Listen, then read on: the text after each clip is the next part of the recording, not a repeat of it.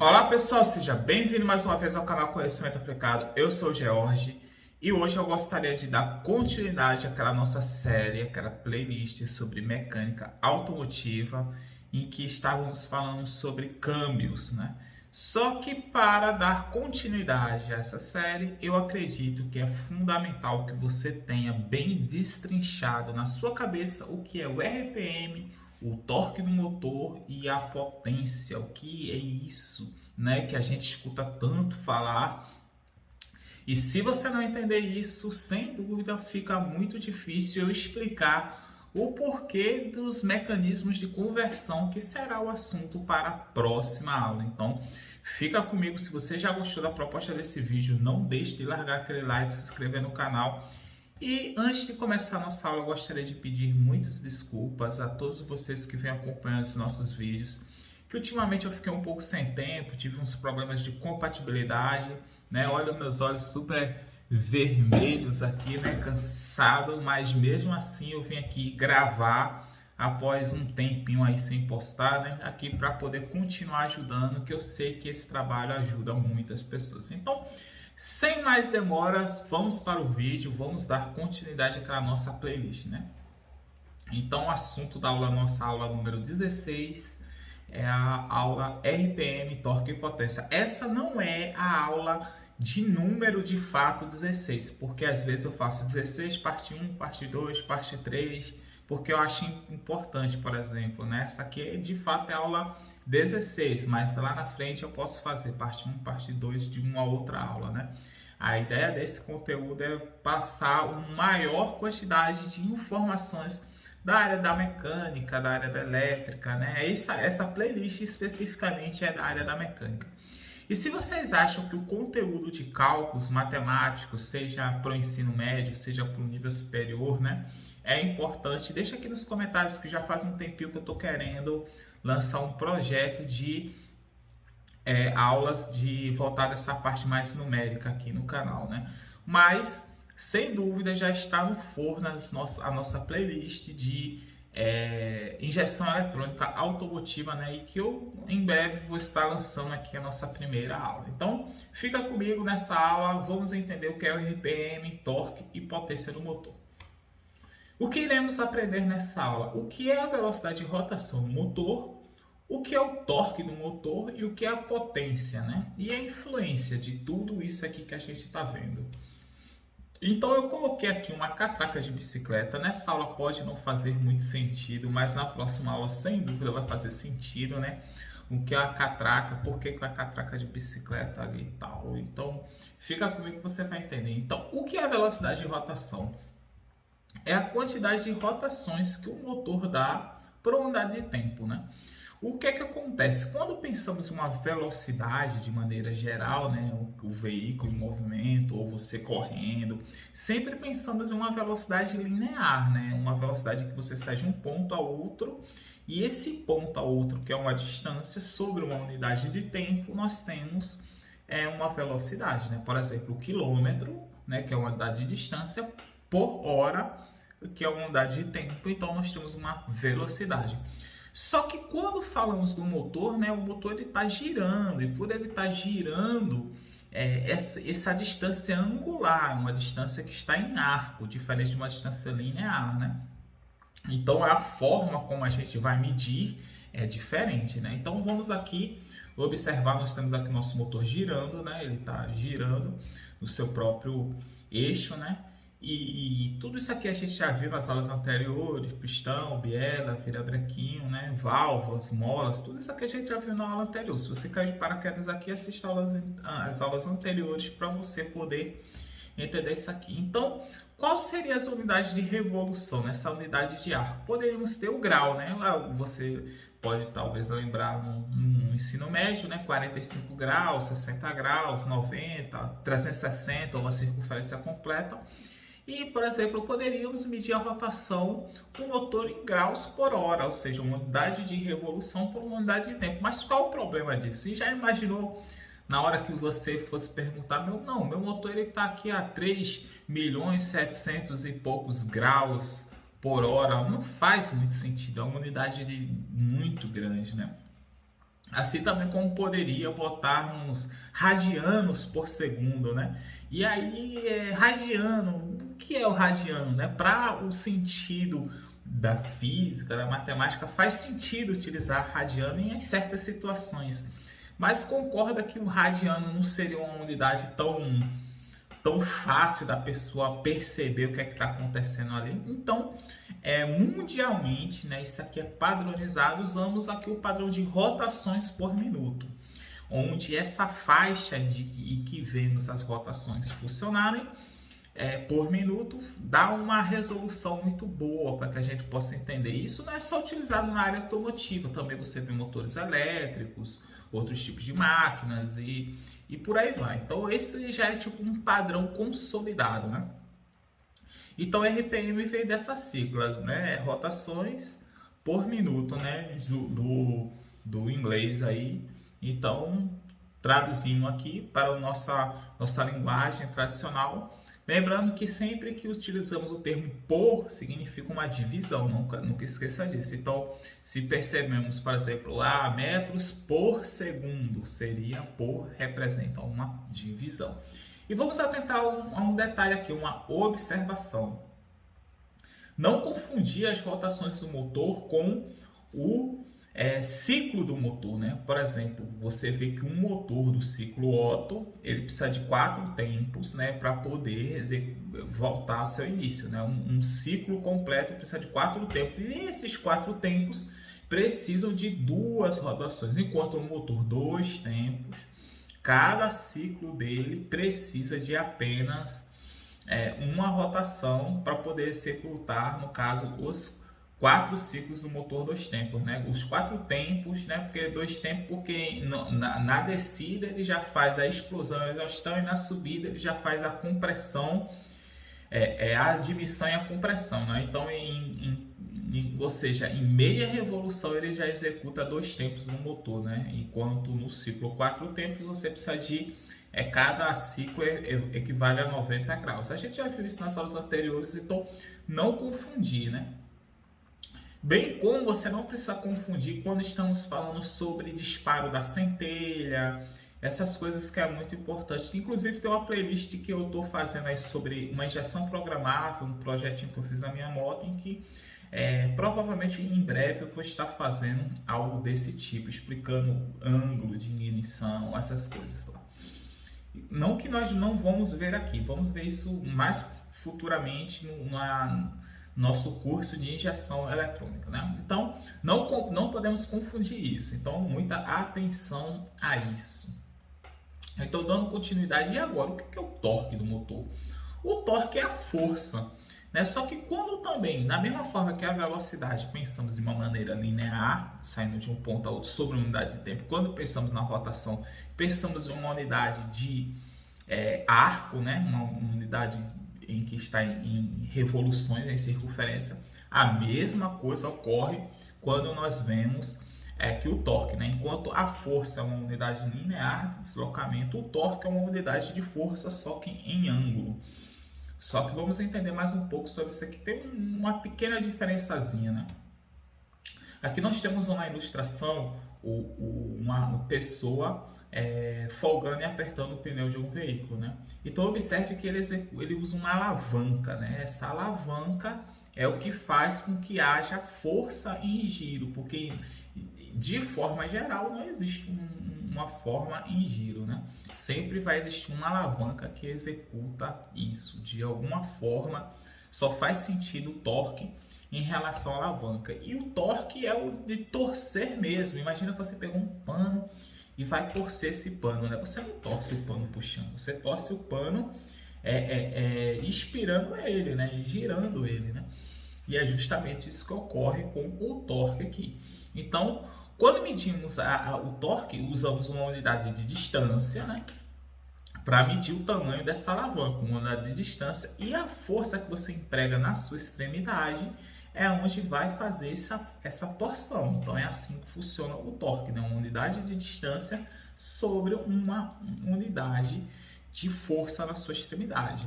Então podemos utilizar, por exemplo, o Newton por milímetro, né? É um padrão que podemos utilizar o quilograma força, que é uma unidade de força, metro, né? Pelo metro, né? Quando utilizamos o nome pelo, remete a uma multiplicação, o por, uma divisão, o pelo, uma multiplicação. Então, ou se você não falar nada, tipo, quilograma força, metro, também remete a uma multiplicação. Ou, por que não usar o sistema inglês, que é o libra força polegada, ou libra força polegada, né? O polegada, uma unidade de distância, né? Temos aqui o paquímetro aqui, né? Uma polegada 25,4 milímetros. Então aqui uma polegada, 25,4 milímetros, que é essa mais ou menos a medição de distância. Ou poderia ser o libra força pé, né? Que o pé é mais ou menos na base de 12 polegadas. Ou por que não o libra força jardas, onde seria 36 polegadas, né? Ou 3 pés. Então, você sempre observa que tem unidade de distância. Existe alguma unidade que é mais forte que a outra? Não, é apenas uma forma de medir. É como se a gente entrasse na ideia de o que é maior, 10 milímetros ou 1 centímetro, entendeu? Então, 10 milímetros ou 1 centímetro é a mesma coisa, entendeu? Então, a ideia é a mesma aqui. Só que se me perguntassem qual seria a unidade padrão a ser medida, eu acredito que deveria ser o Newton metro, né? Que é a unidade padrão do Sistema Internacional de Medida. Também o Newton, que é a unidade de força também do Sistema Padrão de Medida. E seria aceitável também essa unidade aqui, o quilograma força metro, que também faz muito sentido ser utilizada, né? Contudo, não é bem isso que a gente vê nos manuais, né? Cada um traz de uma forma diferente e o intuito desse vídeo não é entrar nesse mérito, mas depende muito da origem, da onde vem cada veículo, né? Mas vamos dar continuidade aqui. Não confundir, isso aqui é um ponto importante a ser observado, né? Da mesma forma que eu falei que a gente não deve confundir aqueles ciclos do motor com a rotação, aqui também temos uma observação. Para quem está no início, quem está aprendendo, pode se confundir com muita facilidade, por exemplo, o torque, que é a unidade de força pela uma distância, com a pressão, que é a unidade de força por uma área, né? E, por exemplo aqui, ó, o torque, o libra-força polegada, né, o libra-força pela polegada, seria uma unidade de força por uma unidade de distância. E a pressão, por exemplo, seria o libra-força por polegada quadrada. Observe que uma é multiplicando, o outro é dividindo em uma unidade de área, que é a polegada quadrada, um quadradinho de uma polegada de cada lateral, que dá o famoso PSI. Então já vai uma curiosidade aí, só por essa curiosidade já mereceu o like, que é o seguinte: o PSI, quando você abastece o pneu do carro, você não abastece em Pascal, que seria a unidade de pressão do sistema internacional, você abastece, no caso, em PSI, que é a unidade inglesa, né? Então, para você ver que... E por que você não abastece em Pascal? Porque um Pascal é uma unidade muito pequena, que seria o Newton por metro quadrado, é uma unidade muito pequena. Então, para você converter isso, seria 0, alguma coisa Pascal, e o range seria muito grande. Então, para poder facilitar isso, utilizamos o PSI, o que não traz na prática nenhum tipo de problema, né? Então, dando continuidade aqui na nossa aula, então entendemos o que é o RPM e entendemos o que é o torque do motor, né?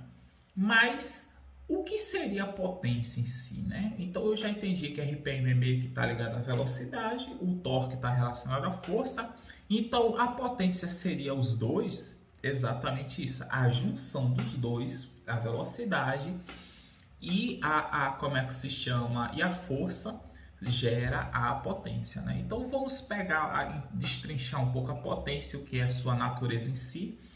Então a potência é a capacidade de produzir trabalho, né? Então o trabalho em um determinado tempo, né? Porque o trabalho em si é algo muito genérico, como vamos ver aqui, né? Então, agora você deve estar falando o seguinte: trabalho foi o que eu fiz hoje. Hoje eu sou pedreiro, botei vários sacos de cimento nas costas, subi e tal, e saí que é o meu trabalho. Não deixa de ser, cada pessoa tem o seu trabalho. Eu sou advogado, levei tantos processos aqui para poder, para a justiça aqui para fazer, isso aqui é o meu trabalho. Não, a gente está falando aqui do trabalho pela definição da física. Então, o que é o trabalho na definição da física?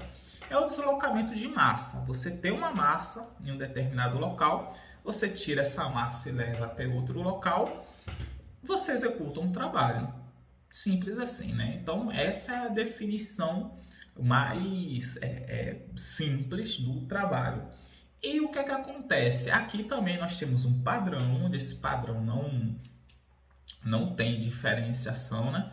Que é internacionalmente você vê ele, que como é que você utiliza o quilograma, que é a unidade do SI, que remete ao, como é que se chama, a unidade de massa, e multiplica pela distância. Não confunda o torque, que é a unidade de força, né? O quilograma força é a unidade de força, assim como o Newton está para o Newton ali, né? E já o quilograma, né, está para a unidade de massa. Poderíamos dizer assim que uma unidade de trabalho poderíamos medir com o libra pela jarda, o libra multiplicado pela jarda, poderíamos, por exemplo, você está pegando uma unidade de massa e multiplicando por uma unidade de distância, mas unanimemente nós vemos aí, utilizamos o joule, que é o quilograma multiplicado pelo metro, né? A gente não vê outras unidades, então não confunda. Muito importante se atentar a esse tipo de coisa para futuramente, você quer fazer um teste, alguma coisa, não se confundir em relação a isso.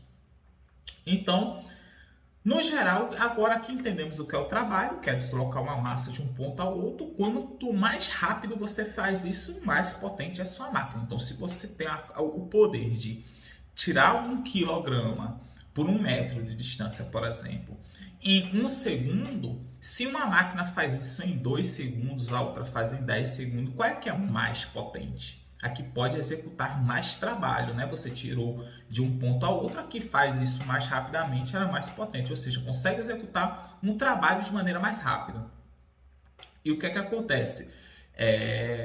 O padrão internacional é você usar o joule, que é a unidade que a gente acabou de ver, né? Que é o quilograma, por uma unidade de tempo do SI, que é o segundo. Então, o Watt, né? Do James Watt lá, o carinha que inventou a máquina a vapor, em homenagem a ele, pegamos essa unidade e utilizamos, né? Só que tem uma coisa interessante, né? A unidade padrão que seria o watt, mas quando ele fez a máquina dele a vapor, né? Aquela primeira máquina a vapor, ela gerava, né? Conforme as pesquisas aí, mais ou menos isso aqui, o CV e o HP, né?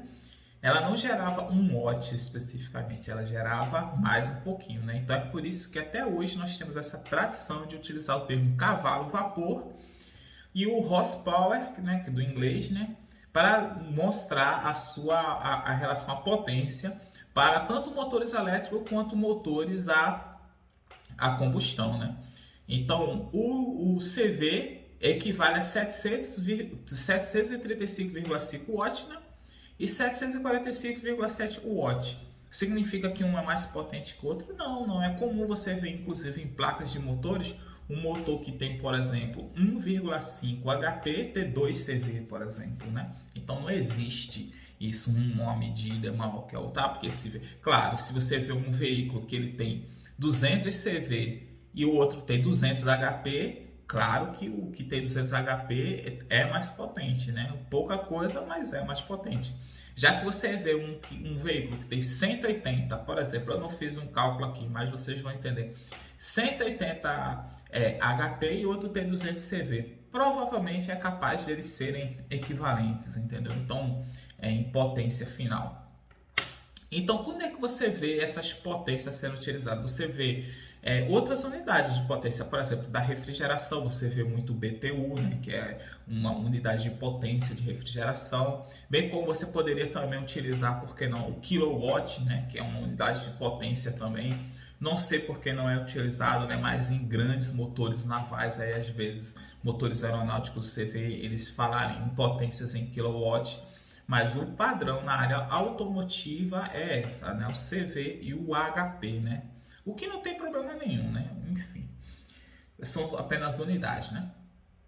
E o que a potência vai influenciar? Como eu falei, a força, né, que é o torque, e a velocidade de rotação, que é como eu falei. Então a gente pode, com a mesma potência, a gente pode brincar ali, né? Então veículos que são destinados à competição, eles têm grande potência, mas destinado à velocidade tem menos força, menos torque, né?